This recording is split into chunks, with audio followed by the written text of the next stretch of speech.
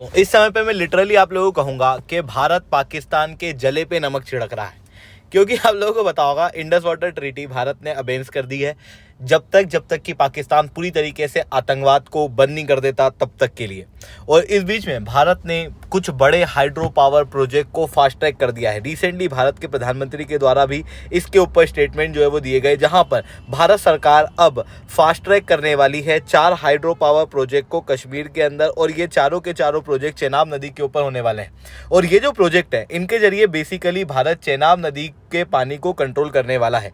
क्या एग्जैक्टली होने वाला है इसे मैं शुभेंदु चौहान डिटेल में आप लोगों के साथ में चर्चा करूंगा, बट उसके पहले आप लोग मेरे साथ में SRC10 टेलीग्राम ग्रुप के ऊपर जुड़ सकते हो। मेरे क्लास की अपडेट, PPT, PDF सब कुछ आपको हमें मिल जाएगी। इसके अलावा शुभेंद्र_सिंह15 मेरा इंस्टाग्राम हैंडल है, जहां पर आप मेरे को फॉलो कर सकते हो छोटी न्यूज़ और जो शॉर्ट्स है उनको फॉलो करने के लिए। इसके अलावा मंथली करंट अफेयर्स की magazine, previous year question, prelims के मॉक टेस्ट, NCERT के नोट्स की समरी, इंडिया ईयर बुक की summary free of cost download करना नीचे डिस्क्रिप्शन के अंदर मैंने लिंक दी हुई है, वहां से आप लोग डाउनलोड कर सकते हो। चलिए दोस्तों, समझने का प्रयास करते हैं यहाँ पे क्या हुआ है। देखो, आप देख सकते हो ये इंडस नदी है, ये झेलम है, चेनाब है, सतलज है और बियास है। और ये जो नदियां हैं इनके ऊपर भारत ने पाकिस्तान के साथ में इंडस वाटर ट्रीटी की थी, जिसमें इंडस, झेलम और चेनाब के पानी का एक्सेस पाकिस्तान के पास में था। यानी कि इन नदियों के पानी को हम रोक नहीं सकते थे, बाकी चलते पानी पे जो भी करना चाहे वो हम कर सकते थे।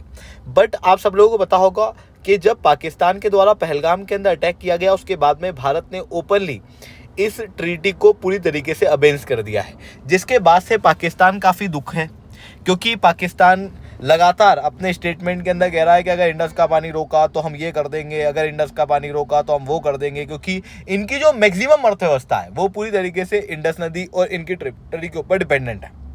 और जब पाकिस्तान इस तरीके के स्टेटमेंट दे रहा है, अपनी गलती को स्वीकार नहीं कर रहा, ऊपर से एक तो चोरी, ऊपर से सीनाजोरी का काम कर रहा है, तो फिर भारत ने भी अब 4 बड़े हाइड्रो पावर प्रोजेक्ट को यहाँ पर मंजूरी दी है, जिनको और ज़्यादा फास्ट ट्रैक, वैसे मंजूरी पहले ही दे दी गई थी, अब इसे और ज़्यादा फास्ट ट्रैक किया जाएगा, मतलब तेज़ी से इन हाइड्रो पावर प्रोजेक्ट को बनाया जाएगा। सबसे पहले पकलदुल प्रोजेक्ट, जो कि एक गेम चेंजर प्रोजेक्ट होने वाला है। 1000 मेगावाट की एनर्जी इसके जरिए जनरेट होगी और ये लगभग 167 मीटर हाइट का होगा, और इसे कमीशन कर लिया जाएगा दिसंबर 2026 तक। इतना ही नहीं, ये बिजली बनाने के साथ में पानी के स्टोरेज का पहला प्रोजेक्ट होने वाला है वेस्टर्न रिवर्स के ऊपर। यानी कि जो नदियां अभी तक पाकिस्तान को एक्सेस में दी गई थी इंडस वाटर ट्रीटी पे, जिसके अंदर हम स्टोरेज नहीं कर सकते थे, तो ये पहला प्रोजेक्ट होगा जिसके जरिए हम पानी को स्टोर भी कर सकेंगे और हम पानी के रिलीज के टाइमिंग को कंट्रोल भी कर सकेंगे। यानी कि जब हमको जरूरत पड़ेगी तो हम पानी को होल्ड कर लेंगे, और जब हमको जरूरत पड़ेगी तो हम पानी को छोड़ देंगे। ये एज अ वाटर बॉम्ब भी पाकिस्तान के खिलाफ हम लोग यूज कर सकते हैं। इसके अलावा दूसरा प्रोजेक्ट है कीरू प्रोजेक्ट, जो कि एक चेन स्ट्रेटेजी के जरिए बनाया गया एक रन ऑफ डैम प्रोजेक्ट है, जो कि एक कलेक्टिव पावर यहाँ पर क्रिएट करने में मदद करेगा। और इवन देखो, जो इस रीजन की अगर मैं बात करूं, जहां पर आपको पकद्दुल और कीरू प्रोजेक्ट देखने को मिल रहे हैं, ये दोनों प्रोजेक्ट साथ में मिलकर काफ़ी गेम चेंजर के रूप में काम करने वाले हैं। इसके अलावा कवार प्रोजेक्ट भी आपको देखने को मिलेगा, जो कि मार्च 2028 तक कमीशन होने वाला है, और इसके जरिए हम चेनाब के पानी को डाइवर्ट करेंगे, मतलब प्रॉपरली यहाँ पर पानी को डाइवर्ट किया जाएगा इंडिया के अंदर, इंडिया के दूसरे रीजन में, ताकि चेनाब का पानी जो है वो पाकिस्तान के ऊपर ना पहुंच सके। आप लोगों ने रिसेंटली रावी नदी की एक इमेज देखी होगी, जहां पर भारत ने पूरी तरीके से जो पानी है पाकिस्तान वाली साइड जाने वाला वो पूरी तरीके से रोक दिया। ठीक उसी तरीके के दृश्य अब चेनाब के अंदर भी देखने को मिलेंगे। इसके अलावा रतल प्रोजेक्ट है, जिसको काफ़ी ज़्यादा पाकिस्तान ने डिस्प्यूट किया था।